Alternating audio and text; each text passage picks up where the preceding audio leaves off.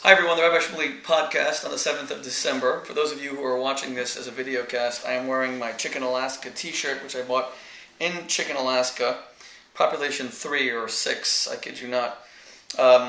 And although I just did a taped, filmed Life Changer segment for Extra TV, they asked me to put on a shirt to cover my Chicken Alaska t-shirt saying that, Rabbi Shmuley, you're so credible. You don't have something that says chicken on it and not Chicken Alaska. But the reason I'm wearing this is it's freezing here in New Jersey, and I bought this incredible shirt in Chicken Alaska, and it's warm. So why would any of you begrudge me my desire to be warm just because it says Chicken Alaska? And I happen to have liked Chicken Alaska. It was this tiny little border town by it was close to one of the most northern, or I think it's the most northern border crossing in the entire United States. Not far from the Arctic Circle, maybe 200 miles from the Arctic Circle. So Chicken Alaska, you're getting a lot of publicity today with the 3 people who are listening to my podcast. My friends, Tiger Woods is in the news. Every day, another alleged mistress seems to come forward. Let me get something absolutely straight here. Men do not cheat for sex. Let's look at the causes of male infidelity. The reason men cheat is an ego boost. Most male adulterous relationships are not even physical. They take place on the internet, they take place over the phone, they involve deep emotional discussions with men unburdening themselves emotionally to other women. So, and the physical sexual component is usually the minority. Men cheat from a sense of inner brokenness. I wrote a lot about this in the Broken American Male. You'll ask me, a guy like Tiger Woods cheating because he's broken, because he's insecure? What are you talking about? He's a billionaire. He's the most successful golfer. He's an international celebrity. Don't you get it? Aristotle said more than 2 millennia ago that the only reason men or women enter into the public sphere, sports, politics, international finance, is in order to fix an inner sense of unease, an inner insecurity. Aristotle said that all successful people are damaged in some way. That makes perfect sense. The really content man is happy to have the white picket fence, a woman he loves, and he's content.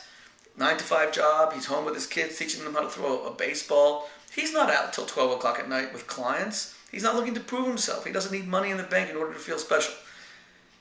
He doesn't determine his self-worth by virtue of the car he drives or the neighborhood he lives in. His self-worth comes from within.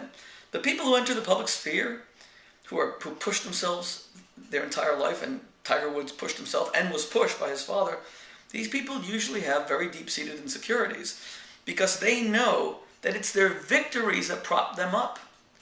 It's their successes that make them valuable, and they live in the constant fear of failure. What happens if I lose one tournament or a series of tournaments? What happens if I'm washed up? Why do you think it's specifically the Tiger Woods, the Bill Clintons who have these affairs? Bill Clinton was the most powerful man in the world, and yet he remained susceptible to Monica Lewinsky, who knew how to seduce him. I'm not saying that he wasn't also culpable. He has to take responsibility for his actions. But by her own admission in the Star Report, she used to wait outside. She used to stand online for these presidential rope greetings. And she would wait there 10 hours. She knew that he knew that she would wait 10 hours. She made him feel so special. You're special enough for me to wait 10 hours. Clinton always wanted to be loved. He always wanted to feel special. And the presidency is never enough. Because, on the contrary, when you rely on externalities, money, power, fame, fans, to make you feel important, then you become dependent on those externalities. They determine whether you're valuable, and you live in the perpetual fear that you could lose them at any moment. So rather than making you strong, it makes you weak. Rather than making you free, it makes you dependent. So when another woman comes along, someone like Tiger Woods, and says, Tiger, you're amazing, not because you can hit a golf ball. That's your hands. I'm not interested in your hands. I'm not interested in the precision with which you can drive a golf iron.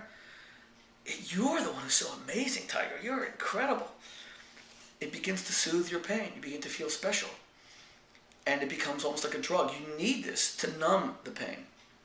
Because men today are slowly being dehumanized. We men are given only one criteria of specialness, and that's our physical success. How much money do we earn? How famous are we? How much power do we accumulate? We're being dehumanized. So when a woman comes along and says, "You're so special," we pursue it, unfortunately. And we often abrogate our marriages, our commitments, our relationships. We risk our futures just for that. One person will tell us we're so special. And even one's not enough. You need many to quiet the demons inside to tell you you're a nothing. So you better work harder to prove yourself. And you better win that next tournament. You better beat Jack Nicklaus's record. Because he still has more victories than you. You're still number 2. Men are always seduced by situations where they feel someone doesn't appreciate just their hands anymore, but their heart. It makes them feel human. Now you'll ask me, in that case, why couldn't Tiger Woods' wife make him feel special? Why couldn't Bill Clinton's wife, Hillary, who's such an amazing woman, why couldn't she make him feel special? Why was it specifically a stranger? And the answer, of course, is simple. If a man feels that he's a big zero, a big nothing, a big failure, a big loser, then the woman dumb enough to marry him is a loser squared. She's an even bigger failure than he is. And someone without value can't make you feel valuable. It's specifically the woman to whom you are not married, the woman who's a stranger to you, the woman who has not allied herself with failure, the woman who has not compromised her intrinsic self-worth by marrying some big loser, thereby proving she's also a loser. It's specifically the stranger who can make you feel special. That's why men have affairs. The number one cause of masculine infidelity is an ego boost, period. Conversely, women have affairs for a different reason altogether. Women have affairs because they're neglected by their husbands. So do you see how this works? A man can be loved by his wife. She can give him sex, emotional support, emotional confidence. She can be there for him in every way, but he still may cheat because he's looking for that ego boost from a stranger. But if a wife is given love, attention, sexual attention, if her needs are being met, she doesn't cheat. And that's one of the painful ironies in marriage. Is why so many women want to stay away from marriage. They feel punished when they're devoted to a man. And that's why we men can't punish them. We have to embrace a much deeper and more wholesome view of masculine honor. Masculine honor isn't how many women you can bed. Masculine honor isn't feeling desirable to strangers. Masculine honor is honoring your commitments. It's reciprocating the love and devotion that your wife gives you. It's knowing how to hold back and not do something that is deceptive and painful to the woman that's given you everything. That's masculine honor right there. So, the moral of the story is, we men can do better. And what Tiger Woods ought to do, people ask me, should Tiger Woods' wife stay with him? She seems to love the man. You're going to tell her to stop loving him?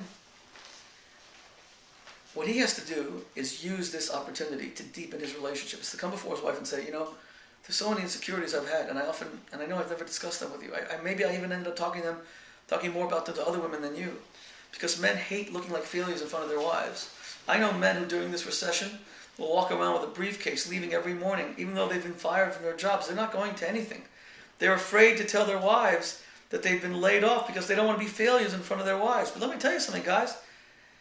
Your wives want to know the real you. They want you to reach out to them in your despair. They want you to discuss your pain. That's what makes them feel valuable and necessary to you, that they are the source of your comfort. Let's get rid of this masculine lie that women only want men who are successful. Women want you, and they want to help you glue back the pieces of your broken heart. How can they do that if you're going to get the comfort from another woman? This is an opportunity for Tiger Woods and his wife to deepen their relationship. And finally, it's an opportunity for Tiger Woods to redeem his existence by taking this dark episode of his life and turning it into something bright. What Tiger Woods ought to do is something like donate $1 million tomorrow to poor families, poor couples who can't afford marital counseling. Tiger, you and your wife can afford to go to a good counselor, and God willing you will. And I wish you all the best. But there's a lot of couples out there who can't afford the $100 an hour, $150 an hour. And studies show that if couples go for counseling 80% of the time, their marriages survive. The problem is, a lot of them can't afford it. B, a lot of husbands don't want to go. It's usually the husband who's reluctant to go to counseling. So go out and do the right thing. God bless you guys.